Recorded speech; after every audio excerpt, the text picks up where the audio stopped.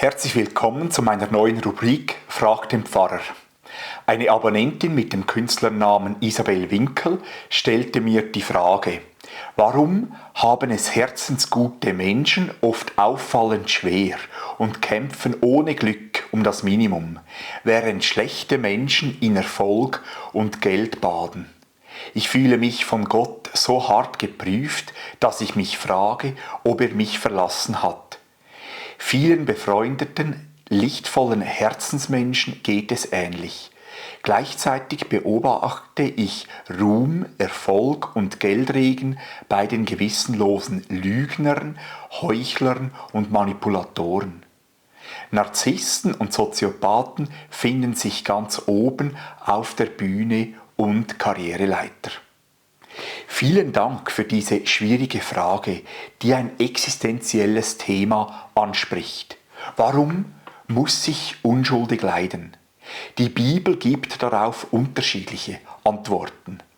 Erstens, sowohl die Psalmen 37 als auch 73 drehen sich genau um diese Frage. Die beiden Psalmbeter David und Asaf überlegen, warum es Menschen, die nicht an Gott glauben, so gut geht. Sie verzweifeln fast an dieser Frage, bis ich hineinging in das Heiligtum Gottes. Bedenken will ich dort ihr Ende. Zusammengefasst sagen sie, weltliches Glück währt nur eine kurze Zeit, doch Gott ist ewig. Deswegen lautet der Schluss von Psalm 73 auch, Gott nahe zu sein, ist mein Glück. Zweitens, auch Hiob musste unschuldig leiden.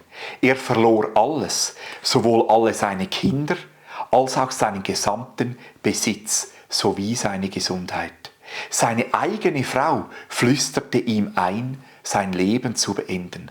Doch Hiob rief, doch ich weiß, mein Erlöser lebt. Sein unermessliches Leiden vertiefte sogar seine Beziehung zu Gott. Am Schluss bekannte er, vom Hörensagen hatte ich von dir gehört, jetzt aber hat mein Auge dich gesehen. Gott sprach im Sturm zu ihm. Dieses persönliche Erlebnis mit Gott bewirkte bei ihm den Unterschied.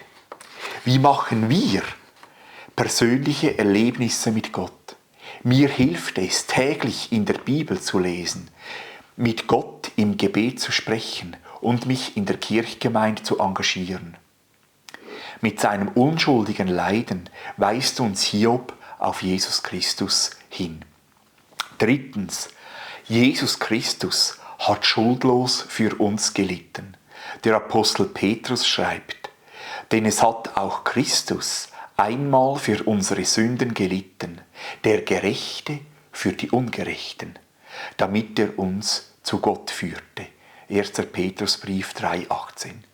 Viertens, warum muss ich unschuldig leiden? Die Bibel zeigt uns, dass kein Mensch unschuldig ist in den Augen Gottes. Denn alle haben gesündigt, heißt es im Römerbrief 3,23. Manchmal müssen wir leiden, weil wir eben nicht unschuldig sind, sondern die Konsequenzen unseres Fehlverhaltens tragen müssen.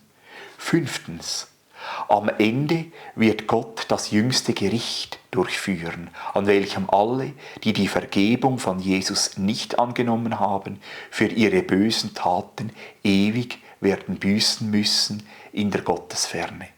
Obwohl dies hart und heftig ist, ist es doch ein starker Trost für alle, die wirklich unschuldig leiden müssen.